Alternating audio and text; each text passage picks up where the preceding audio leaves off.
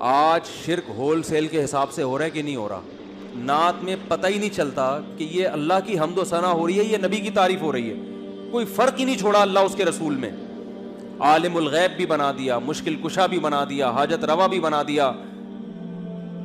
ایاک نعبد و ایاک نستعین، اے اللہ ہم تیری ہی عبادت کرتے ہیں اور صرف تجھ سے مدد طلب کرتے ہیں. یا ایھا الناس، اے لوگو، انتم الفقراء الی اللہ، تم سب کے سب فرشتے، پیغمبر، کیا مسلم کیا غیر مسلم، سب کے سب محتاج ہو اللہ کے در کے. کہتے ہیں اللہ اور بندہ کا فاصلہ بہت ہے، تو مانگنے کے لیے درمیان میں کیا ہونا چاہیے؟ واسطہ. یہ دلیل کہاں سے نکالی آپ نے؟ ایک صاحب بیان کر رہے تھے کہ جیسے آگ اور پانی میں ڈفرینٹ بہت ہے، تو جب پانی سے آگ کو گرم کرنا ہوتا ہے تو درمیان میں دیگچی کا واسطہ ہوتا ہے. تو ہمیں اللہ تک پہنچنے کے لیے، یعنی اپنی پکار اللہ تک پہنچانے کے لیے کس کا واسطہ چاہیے؟ نبی کا. پہلے نبی سے مانگیں گے، پھر نبی وہاں پہنچائیں گے. یہ لاجک کہاں سے نکالی آپ نے؟ قرآن تو کہہ رہا ہے نحن اقرب الیہ من حبل الورید. نبی واسطہ ہیں اس طور پر کہ بندے کو اللہ سے ملا دیتے ہیں. دیکھو آپ کسی کو تلاش کر رہے تھے، نہیں ملا، کوئی شخص آپ پر احسان کر کے آپ کو ڈائریکٹ کر دیتا ہے کہ بھئی یہ ہے، ان سے ملنا ہے آپ نے، یہ میں ڈائریکٹ کر دیا.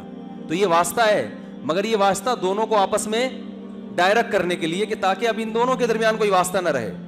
تو لوگ اللہ کو بھول چکے تھے، اللہ کی معرفت نہیں تھی، اللہ کو جانتے نہیں تھے.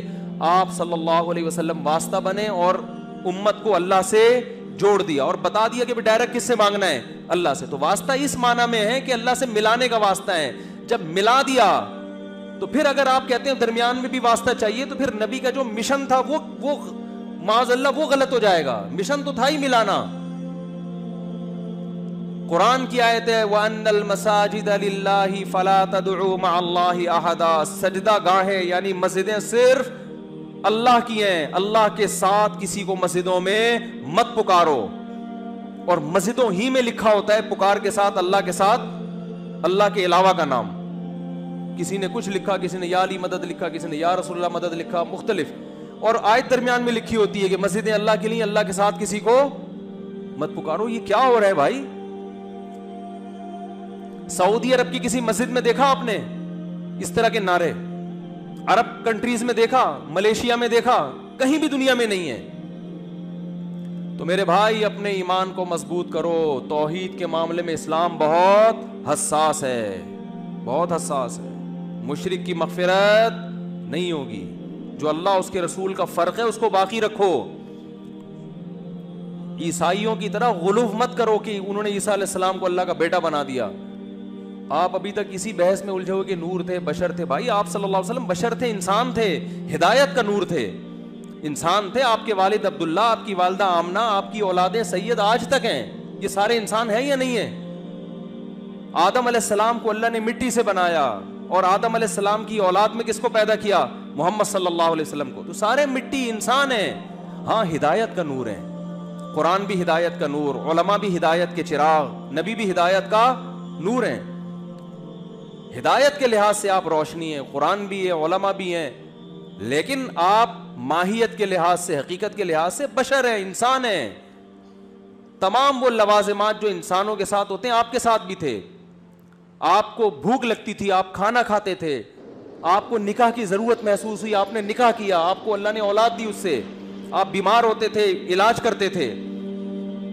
مشرکین کہتے تھے کہ مالی ھذا الرسول یاکل الطعام ویمشی فی الاسواق. یہ کیسا پیغمبر ہے جو کھانا بھی کھاتا ہے اور بازاروں میں خریداری بھی کرتا ہے. سمجھ رہے ہیں نا؟ اور اس رسول پر اس وقت تک ایمان نہیں لائیں گے جب تک یہ انگلی سے اشارہ کرے اور چشمے جاری ہو جائیں.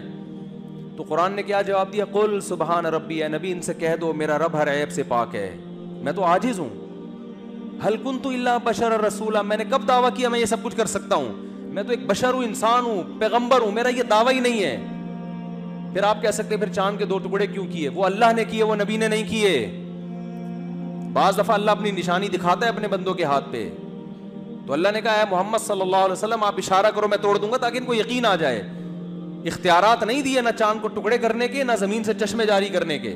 جیسے حضرت موسیٰ کے پاس لاٹھی کو سانپ بنانے کے اختیارات نہیں تھے.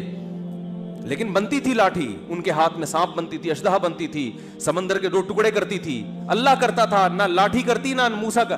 اگر موسیٰ کو، حضرت موسیٰ علیہ السلام کو یہ اختیار ہوتا کہ وہ لاٹھی سے سمندر کے 2 حصے کر دیں تو پھر حضرت موسیٰ سمندر اور دریا کے کنارے کھڑے ہو کر پریشان نہ ہوتے اور بنی اسرائیل پریشان نہ ہوتے. اے یا موسیٰ انا لمدرکون، پیچھے فرعون مارے گئے. وہ کہتے ہیں موسیٰ آپ کے پاس تو لاٹھی، آپ تو جب چاہیں جو چاہیں کر لیتے ہیں، کچھ کر لیں. کہنا یار یہ لاٹھی کو تو سانپ بنتے دیکھا ہو تو کچھ دیکھا نہیں، پتہ نہیں یہ سانپ کیا کرے گا یہاں پہ. اور حضرت موسیٰ بھی پریشان، لیکن کیا فرماتے ہیں؟ ان معی ربی، میرے ساتھ میرا رب ہے، کچھ نہ کچھ کرے گا وہ. تو لاٹھی کو سے سمندر کو ٹکڑے کرنے کا اختیار ہوتا تو یوں کر دیتے اسی وقت، اللہ سے تھوڑی پوچھتے.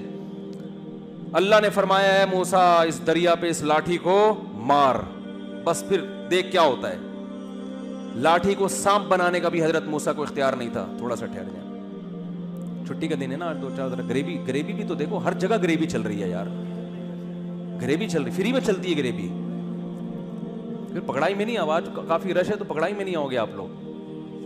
تو بس ابھی ختم کر رہا ہوں یہ بات کر کے. تو